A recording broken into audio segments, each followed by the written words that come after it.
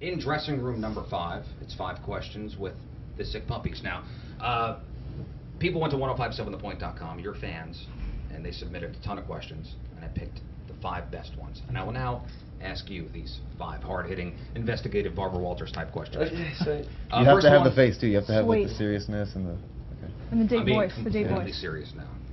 First one's from Randy Shatowski. Oh, I'm sorry, Shatkowski. Shatkowski. Do you have any plans to ever re-release some of your old material from your Australian albums here in the U.S.?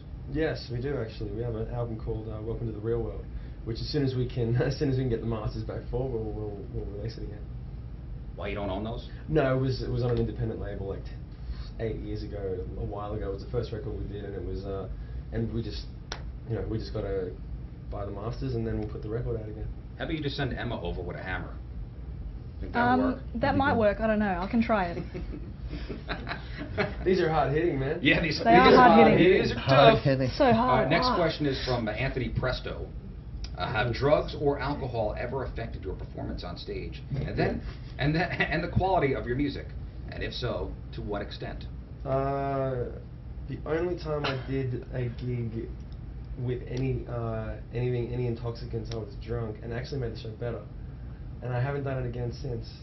Made the show better for you. It made the show. No, we actually played the show. It was this show where we played like a place we'd never been at the start of our career, and I was half sick and half tired, and no one was there.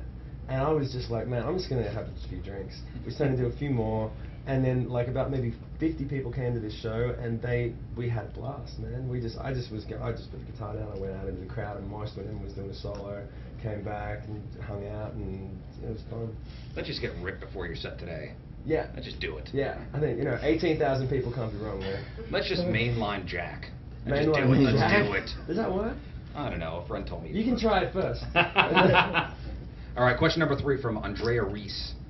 In anticipation of the new album Tripolar, which comes out in July, I would like to know how you came up with the title and if there are any particular songs on the album that inspired it. The album we call Tripolar because a friend of ours actually came up with the name just as it's a play off bipolar. When we looked it up, we actually found out it means a third level of insanity. So it sounds kind of cool. And the record has a lot of light and shade on it, and it's a much heavier record. It's a much more aggressive record, so it just seemed kind of fitting. But other than that, we really just wanted an album name that sounded cool. It wasn't like some big, massive statement. It was just like, does it sound cool? Cool. What's next? Acceptable. Yeah. Question number 4 from Aaron Hawkins. What was the first song you guys played as a band? First song that we played? Yeah. As a band would have been a demo that we had. I mean, this is random, but it was a demo that we had called The Signs that had really difficult drum parts on it that we gave to Mark because we wanted to see how he could handle it. And there was that, and then there was also a song called Nothing Really Matters, which is off Welcome to the Real World, which we played live, which has also got a lot of complicated parts. So we would, when we it were was like Deliverance or something. The Deliverance was there as well, but there was like 3 tracks.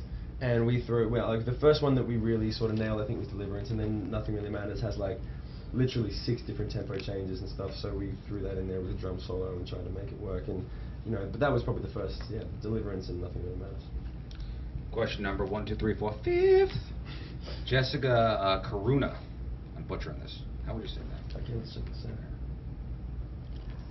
Caruana. That's Thank you. Have you ever climbed to the top of the Sydney Bridge in Sydney, Australia? Have you? Yes, I have actually. And it was pretty scary. It was pretty scary. You have to wear these like jumpsuits, these like grey jumpsuits, and you're all chained to each other, I think.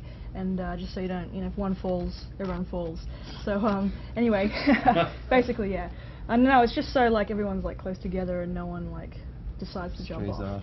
Yeah, pretty much. Because that happens sometimes. I want to do it next time we go there, for sure. Should. Yeah, we fun. should. We probably could. Now that we're a big deal, we probably could. Like, get us a bridge climb. Get us a bridge climb. Now. Because we're in a band. So they chain you together? Yeah. And you go up there. It's like being in a prison chain gang, and then you go pick up litter on the side of the highway. Yeah. After. Because you're already chained, might as well. Might as well. Yeah. 5 questions with the Sick Puppies.